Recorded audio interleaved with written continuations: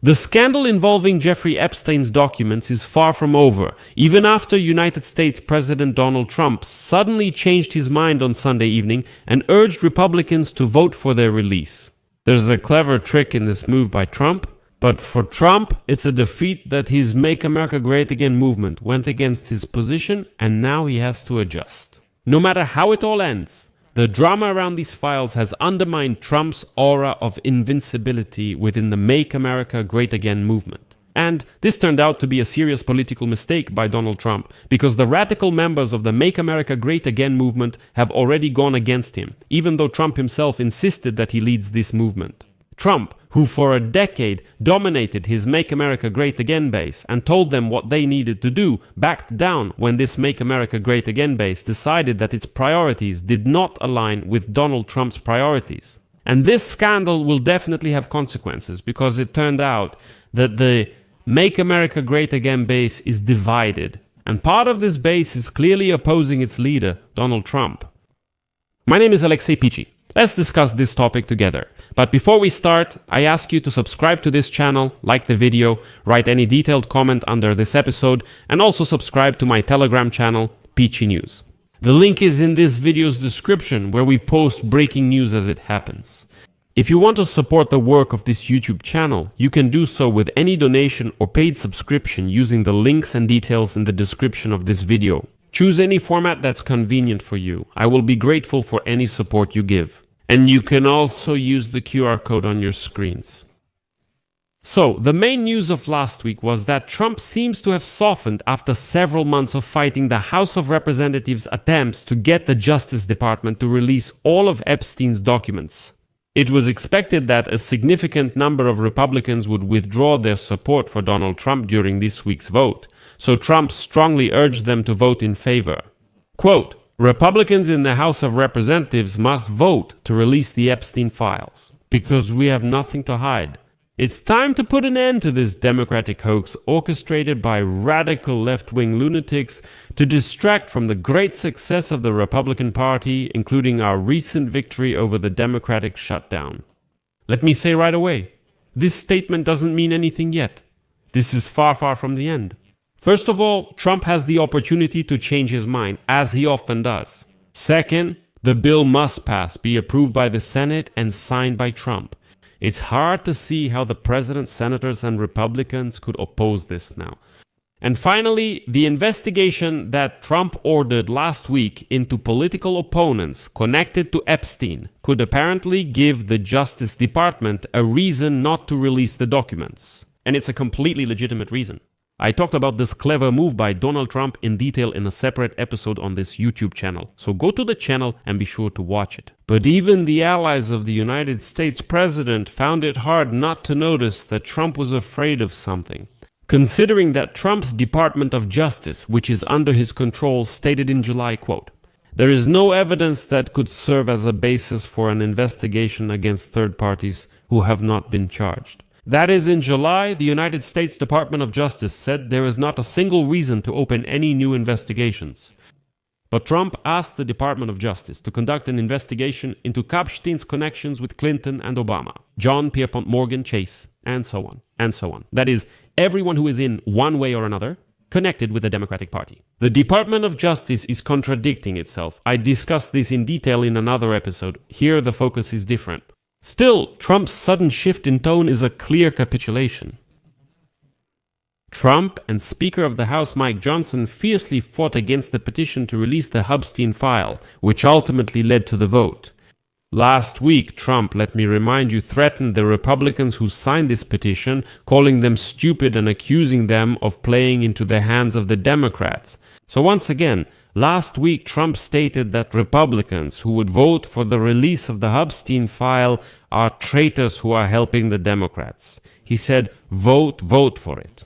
The Epstein case has also become a central topic in Trump's recent disagreement with Congresswoman Marjorie Taylor Greene. And judging by the assessments made in recent days, he may be facing a situation where at least 100 Republicans in the House of Representatives will oppose Trump. Trump, of course, is pretending that nothing happened, that everything is under control, everything is fine. But something did happen. Over the past decades, Trump has created a Republican Party that was mainly focused on one thing, on Donald Trump.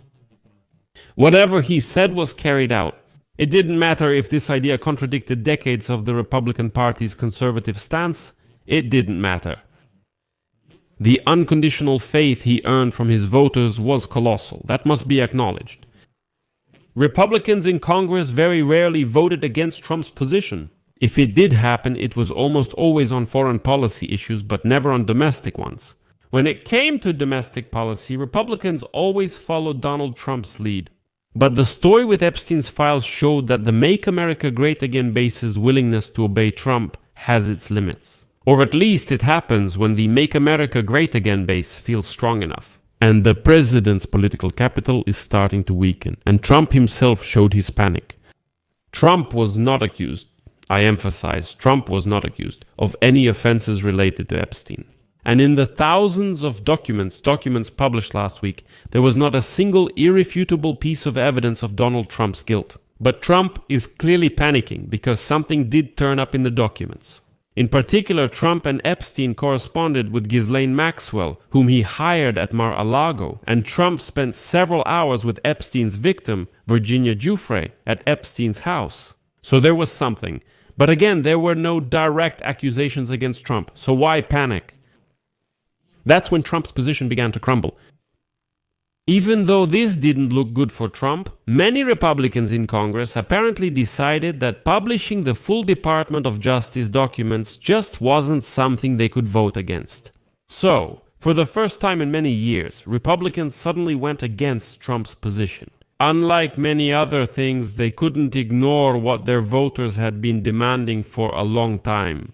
And perhaps the most important thing about Trump's capitulation is the timing of when all this is happening.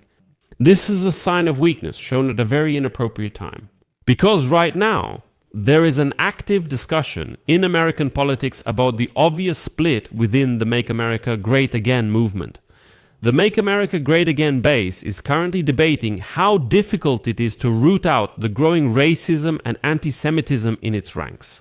Some are expressing concern about how sincerely certain aspects of Trump's agenda proclaim America first.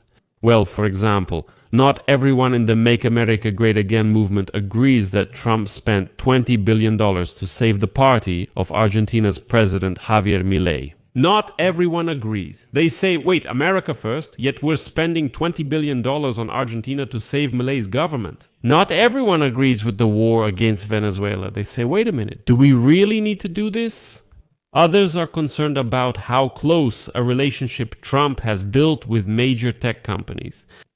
Many are very concerned that Trump is clearly manipulating the crypto market, buying up cryptocurrencies. That he invests his money, puts his money into those companies that he later meets with at the White House, that this is kind of a conflict of interest and so on. Supposedly, Trump forgot the regular rednecks and American working class who actually elected him.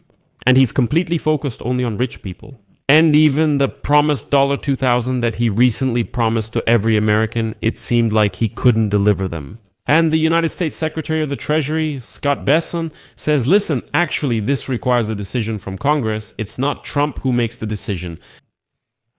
The situation with Marjorie Taylor Greene turned out to be a much bigger headache for Trump than anyone expected.